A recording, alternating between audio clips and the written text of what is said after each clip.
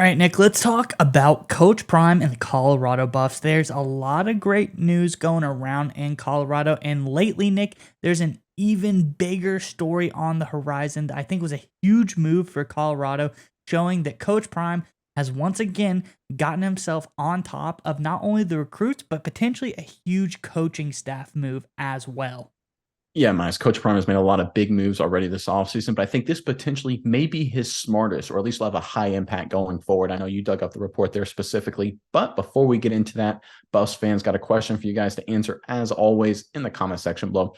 Look, this team has been a top flight program at times over the course of the past few decades. A lot of great years there in the 90s, a lot of great superstars, but we don't want to focus on the superstars. We want to focus on the grinders, the tough guys, the guys that were the backbone of this Colorado program back in its heyday. So in the comment section below, give us your perfect example of a Colorado Buffs grinder, a guy who didn't get the credit he deserved when he played, but was a great member of this program. Give us that guy in the comment section below. But all right, Miles, what's this latest news involving Colorado?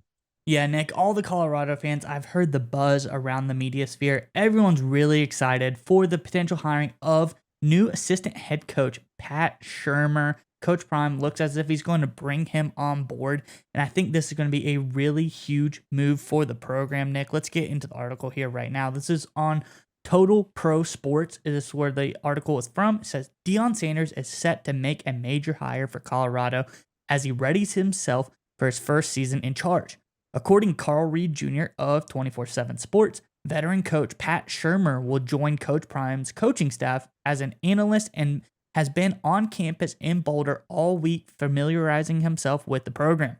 Said Colorado will be looking for him to add to the culture they are already establishing offensively, Reed tweeted, and to give the players another resource in their pursuit of reaching the NFL. I think that's a very interesting point right there, Nick.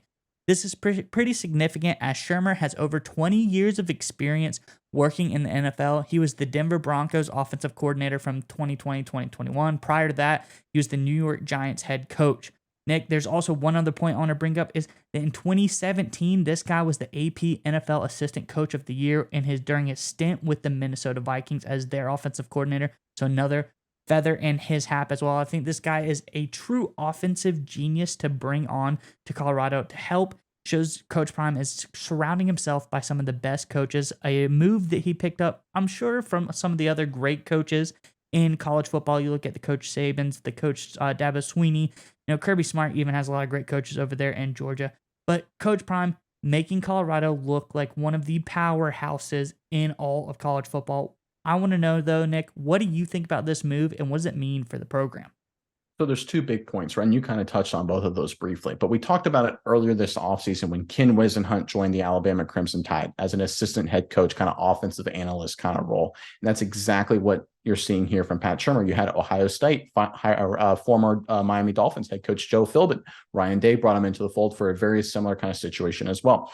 That's what the top programs in college football do. They bring in NFL experienced guys because we're seeing college football. We talk about this all the time. Mine's transition much more to an NFL light kind of game. You have to have that mindset. You run NFL offenses. You're an NFL program. You're trying to breed and create NFL talent. And that's what we're seeing here from Coach Prime in Colorado. And I think the Shurmur hire will do just that because Shurmur, during his time in the NFL, was well respected and well regarded, not as a great head coach, was pretty much a failed head coach, to be blunt about it, but an outstanding offensive coordinator. He knew how to put his guys in positions to be successful, ran a very simple but powerful offense during his days as an offensive coordinator and assistant coach on the offensive side of the ball in the NFL. And I think that's exactly what Coach Prime wants him to do here at Colorado. He's not looking for him to just restructure the entire offense. He just wants some input in terms of giving his players the best chance to be successful and to also help them develop into more NFL prospects.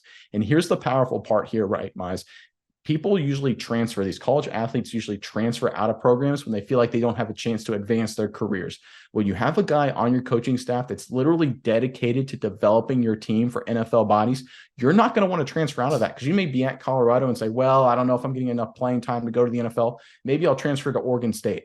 Does Oregon State have a guy who knows NFL offenses and knows what NFL offenses are looking for out of college talent?